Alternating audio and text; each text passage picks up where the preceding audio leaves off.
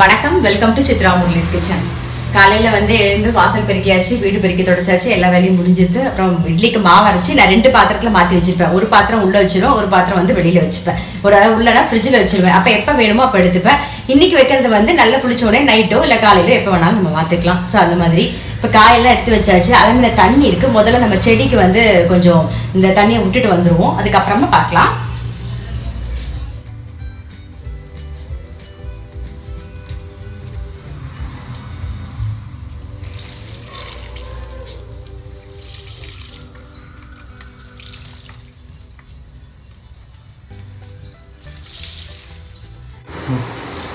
இன்றைக்கி என்ன ரெசிபி பார்க்க போகிறோன்னா தக்காளி தொகையல், அப்புறம் பாலக்கீரை போட்ட கூட்டு, அவரைக்காய் வந்து கறி, அவ்வளோதான். ஃபஸ்ட்டு வந்து நான் வந்து ஒரு கரண்டி வந்து பாசிப்பருப்பும் கொஞ்சமாக கடலைப்பருப்பும் வந்து ஊற வச்சுருக்கேன். ஒரு 10 நிமிஷம் ஊறிடுத்து. அதை வந்து வேக வச்சுக்கலாம். ஃபஸ்ட்டு பாலக்கீரை கட் பண்ணுறதுக்குள்ளே அது வேகட்டும். கொஞ்சம் மஞ்சள் பொடி, கொஞ்சமாக மஞ்சள் பொடி சேர்த்துக்கலாம். கொஞ்சம் பெருங்காயப்பொடி,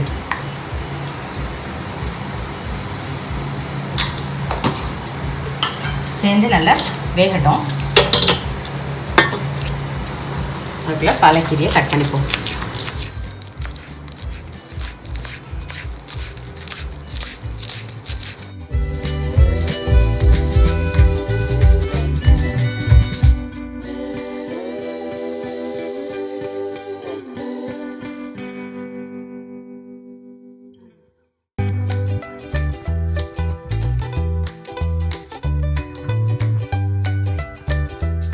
பாலக்கீரை கட் பண்ணியாச்சு. இங்கே பார்த்தீங்கன்னா நம்மளுடைய பாசிப்பருப்பும் கடலைப்பருப்பும் கொஞ்சம் நல்லா 3/4 பாதம் வெந்தெடுத்து, அதனால் நம்ம வந்து கீரையை சேர்த்து ஓப்பன்லேயே வேக வச்சிடலாம்.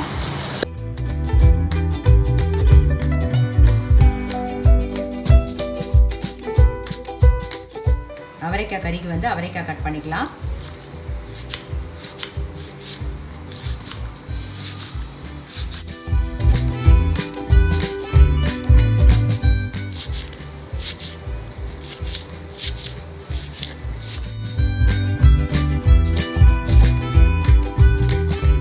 அவரைக்காய் வந்து கறிக்கு வந்து கட் பண்ணியாச்சு.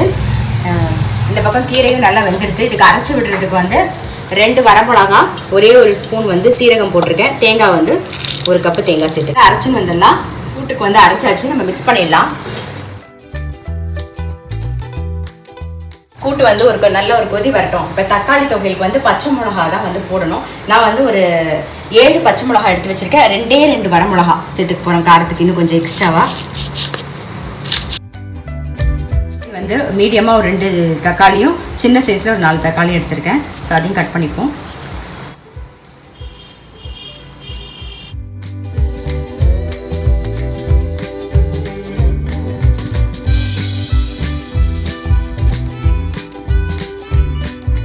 ஒரு ட்ராப் எண்ணெய் விட்டுக்கலாம். தொகையலுக்கு வந்து வறுத்துக்கலாம். 1/2 டீஸ்பூன் கடுகு, 1/2 டீஸ்பூன் வெந்தயம், 2 வரமிளகா விடுபட்டுறது ஒரு பிளேட்டில் மாற்றிடுவோம். இன்னொரு ட்ராப் எண்ணெய் விட்டுக்கலாம். பச்சை மிளகா சேர்த்துக்கலாம்.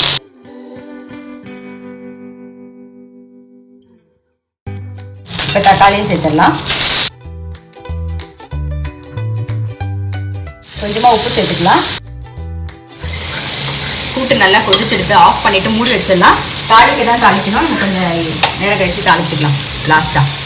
தக்காளி வதங்கிட்டு ரொம்ப வதங்கணும் அவசியம் இல்லை. இங்கே பாருங்கள், லைட்டாக அந்த தோல் லைட்டாக சுருங்க ஆரம்பிச்சிருக்கு பாருங்கள், அவ்வளோதான். ஸோ இந்த அளவுக்கு இருந்தால் போதும், ஆஃப் பண்ணிடலாம். ஆறுனதுக்கப்புறமா நம்ம அரைச்சிக்கலாம். தக்காளி வந்து வதக்கிட்டோம் இல்லையா, நல்லா ஆறட்டும். அதுக்குள்ளே வந்து இந்த பக்கம் வந்து அவரைக்காய் கறி பண்ணிக்கலாம். நாம் கொஞ்சமாக எண்ணெய் விட்டுக்கலாம். எண்ணெய் காயட்டும். இந்த பக்கம் சாதம் வந்து களைஞ்சி ரெடியாக வச்சுருக்கோம். அரிசி சாதம் வச்சுருக்கோம். நாம் எண்ணெய் காஞ்சிடுது. கொஞ்சம் கடுகு, கொஞ்சம் உளுத்தம்பருப்பு, மஞ்சள் பொடி, கொஞ்சம் பெருங்காய பொடி, கருவேப்பிலை, கட் பண்ணி வச்சுருக்கேன் அவரைக்காய் சேர்த்துலாம். நல்லா மிக்ஸ் பண்ணிவிட்டு உப்பு சேர்த்து மூடி வச்சிடலாம்.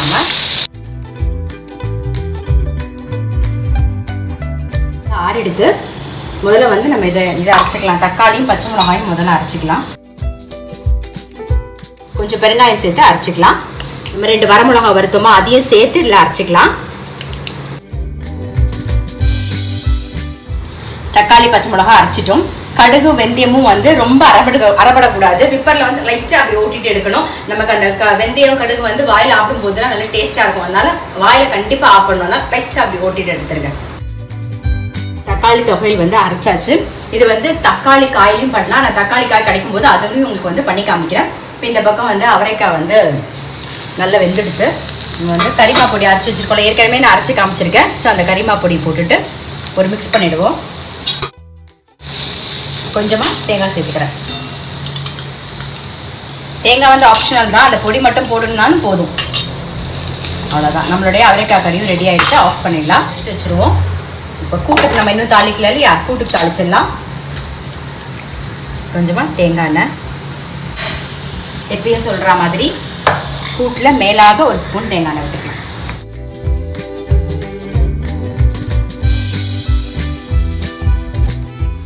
சாதமும் ரெடி ஆகிடுத்து. ஆஃப் பண்ணிடலாம்.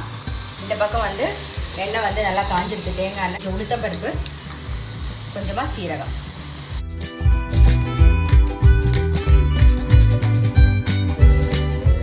நம்மளுடைய கூட்டும் ரெடி ஆகிட்டு. இன்றைக்கி என்ன ரெசிபின்னு பார்த்துருப்பீங்க. தக்காளி தொகையல், அதுக்கப்புறம் பாலக்கீரை போட்டு கூட்டு, அவரைக்காய் வந்து கறி. இந்த தக்காளி தொகையல் வந்து நல்ல சுட சுட சாதத்தில் நல்லெண்ணெய் விட்டுட்டு பிசைஞ்சு சாப்பிடுங்க. அந்த பச்சை மிளகா, அந்த புளிப்பு, உப்பு, அந்த புளியே சேர்க்க வேண்டாம். அந்த தக்காளியோடைய புளிப்பே போதும். ரொம்ப நல்லா டேஸ்ட்டாக இருக்கும். இது தொட்டுண்டும் சாப்பிட்லாம், சப்பாத்திக்கும் தொட்டுக்கலாம், தோசைக்கும் தொட்டுக்கலாம், எல்லாத்துக்குமே தொட்டுக்கலாம். நீங்கள் வந்து பிசைஞ்சு சாப்பிட்டு பாருங்கள். ரொம்ப நல்லா டேஸ்ட்டாக இருக்கும். கண்டிப்பாக ட்ரை பண்ணி பாருங்கள். அப்புறம் இந்த தக்காளி தொகைகளுக்கு உளுத்தம்பருப்பு, கடலைப்பருப்பு எதுவுமே வேண்டாம். நான் சொன்ன மாதிரி அந்த கடுகு வெந்தயத்தை மட்டும் வறுத்துண்டு இந்த தக்காளி பச்சை மிளகாயை லைட்டாக வதக்கிட்டு அரைச்சிட்டு கடுகு வெந்தயத்தை லாஸ்ட்டாக வந்து அப்படி ஓட்டிட்டு அதை சாப்பிட்டு பாருங்களேன். அந்த வாயில் ஆப்பிடும் பாருங்கள். செம்ம டேஸ்ட்டாக இருக்கும். கண்டிப்பாக பிசைஞ்சு சாப்பிடணும். நல்லாயிருக்கும். நல்லெண்ணெய் விட்டு பிசைஞ்சு சாப்பிடுங்க. ரொம்ப நல்லா டேஸ்ட்டாக இருக்கும். ட்ரை பண்ணி பாருங்கள்.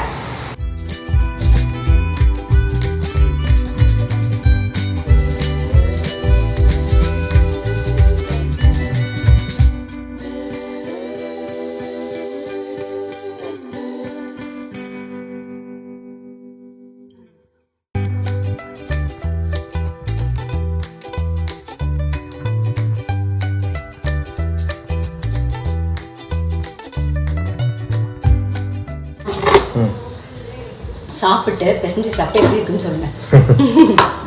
நம்ம தக்காளி காயில பண்ணுவோம்ல, அது வந்து தக்காளியில பண்ணிருக்கு. இந்த பழத்துல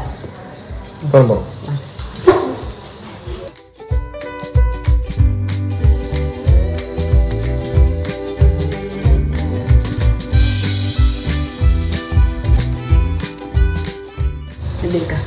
கரெக்டாக இருக்கும். கொஞ்சம் உப்பு தான் வேணும். அதான் சரியா இருக்கும். சரி, உப்பு மட்டும் கொஞ்சம் போட்டுக்கலாம். பர்ஃபெக்ட். நல்லா அப்பளம் படாலாம் தொட்டு சாப்பிட்டா ரொம்ப நல்லா டேஸ்ட்டாக இருக்கும். கண்டிப்பாக இந்த தக்காளி தொகையில் வந்து நீங்கள் உங்கள் வீட்டில் ட்ரை பண்ணி பாருங்கள். ஃபுல் பச்சை மிளகாயை போட்டும் பண்ணலாம். ஸோ ட்ரை பண்ணி பாருங்கள்.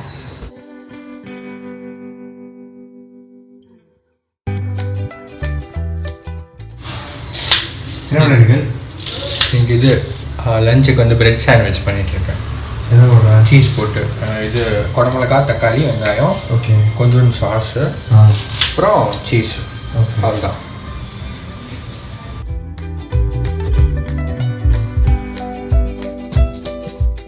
போதும் போதும்.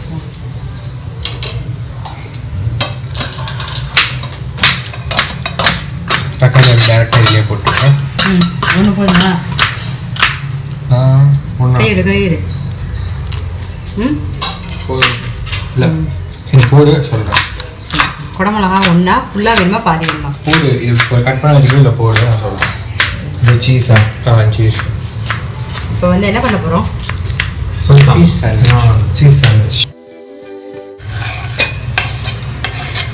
நல்லா பண்ணிட்டாடா. காரம் சாரமாக இருக்கணும்டா. ஆமாம். ஓகே இந்த போதும் நினைக்கிறேன்ல? போதுமா? போதும். குடமிளகா வெங்காயம் ஜாஸ்தியாக இருக்கு. ஆமாம். குடமிளகா மட்டும் கொஞ்சம் நோம்பு போடா போதும். இது நிறைய சில்லி ஃப்ளேக்ஸ். சில்லி ஃப்ளேக்ஸ் மூடி வச்சிருமா? காரம் கண்டிப்பாக சொல்கிறேன். போதும் தான் நினைக்கிறேன். சரி சாஸ் கொஞ்சம் சாஸ் உங்களுக்கு எடுத்துக்கோ. என்னென்ன போட்டு வெங்காயம், தக்காளி, குடமிளகா, உப்பு, சில்லி ஃப்ளேக்ஸு, சாஸ். உப்பு சொல்லுங்கள். ப்ரொபோர்ஷன் மயனீஸ் இருந்தாலும் இருந்தால் போட்டுக்கலாம், அதுவும் நல்லா இருக்கும். ஆமாம் இருந்தால் போட்டுக்கலாம். இப்போ என்ன இருக்கோ அது ஆமாம். இதுலேயே வந்து துருவி வச்சதில் கொஞ்சம் யூஸ் பண்ணிக்கலாம், ஃபுல்லாக வேண்டாம். சீஸ் கொடுக்குறேன்.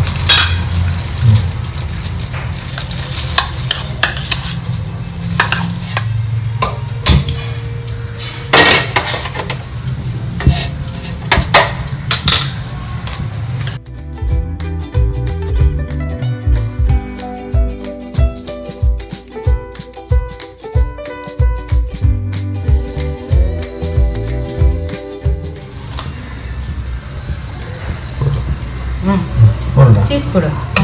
அதில் போட்டுக்கணும். அது வச்சுட்டே போடுறேன். எப்படியோ போடு. அங்கே பட்டர் போடலாம் கொஞ்சம் பட்டர் போடு.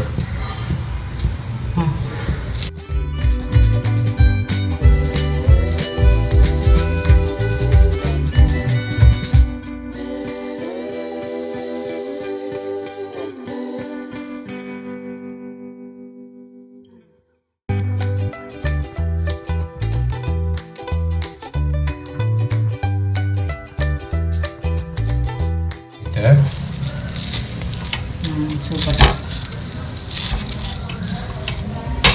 பார்த்துக்க அப்படியே கொண்டு வந்து வச்சு கண்ணோடே கொண்டாடுறாங்க. கண்ணோடே கொள்வாங்க. அவ்வளோதான். That's all. இந்த அடுத்த சட்டியை ரெடி பண்ணிக்கோ.